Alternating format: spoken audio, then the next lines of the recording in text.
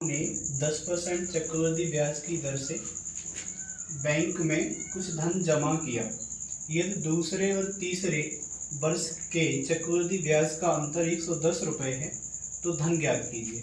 तो हम क्या करेंगे, हमें ऐसे सवालों में केवल दर दे दिया जाए तो हमें कुछ भी पूछ ले, यहाँ से दर का पहले बनाएंगे हम फ्रैक्शन। 10% दर दे दिया है, यहाँ से परसेंट को हटाएंगे, बट्टे में 100 लगाएंगे, 0 से 0 खत्म हो जाएगा, कितना आ जाएगा 1/10। यहाँ से 1/10 फ्रैक्शन हो गया। अब जो हमें समय दे रखा है मतलब दूसरे और तीसरे वर्ष का, तो हमें समय दिया है 3 वर्ष का, तो यहाँ से 1, 2 और 3, यहाँ से 3 वर्ष का समय लेंगे। 1/10 यहाँ लिखेंगे और 1/10 यहाँ लिखेंगे और 1/10 यहाँ लिखेंगे। अब आराम से समझेंगे, यहाँ हमें सिर्फ इतना करना होता है, जो हर होता है यहाँ इन सब का आपस में गुणा कर देते हैं। तो 10 गुणा 10 गुणा 10 जो आना है वो कितना आना है 1000, ये आ गया।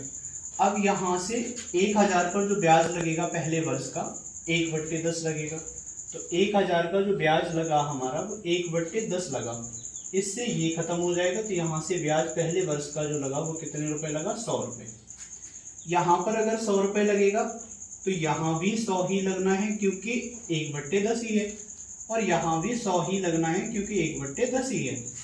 अब आगे क्या करना है, चक्रवृद्धि ब्याज में ब्याज के ऊपर भी ब्याज लगाया जाता है, यानी अब तक तो ये मूलधन पे लगा, अब चक्रवृद्धि ब्याज में पहले वाली ब्याज पे जो साधारण होता है उस पे भी लगेगा।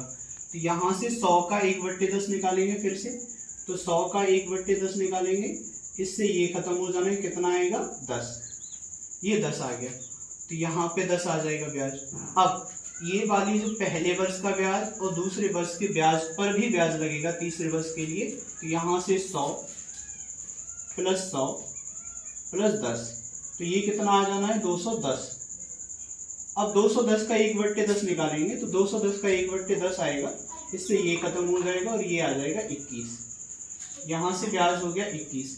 अब हमें सवाल में दे रखा है दूसरे वर्ष और तीसरे वर्ष के ब्याज का अंतर, तो दूसरा वर्ष ये और तीसरा वर्ष ये, तो ये हो गया 100 प्लस 10 कितना हो गया 110, और ये हो गया 100 प्लस 21, तो ये हो गया 121।